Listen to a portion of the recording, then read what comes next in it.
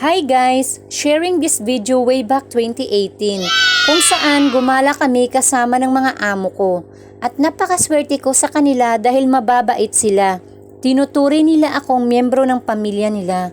Ito pala ang loob ng Dubai Frame. Yes! Crystal ang aapakan nyo. Kung takot kayo sa heights, not advisable to para sa inyo guys. Pakaramdam ko that time, tatawagin ko na lahat ng mga santo para sa buhay ko.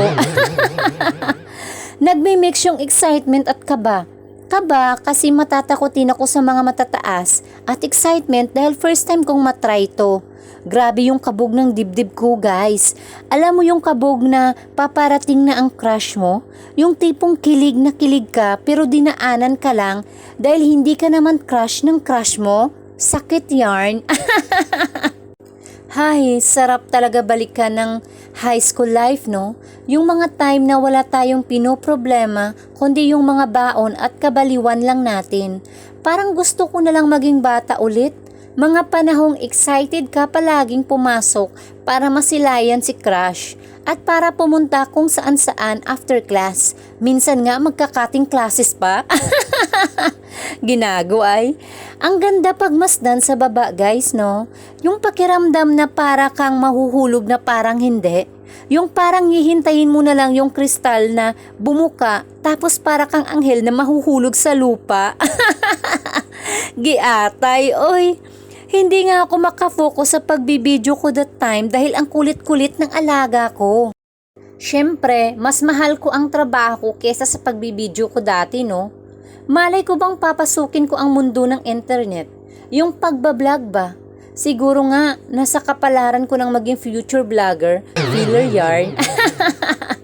Sobrang ganda talaga pagmasdan guys, pag nasa mataas na party ka na ng building, masisilayan mo talaga ang kabuuan ganda ng Dubai.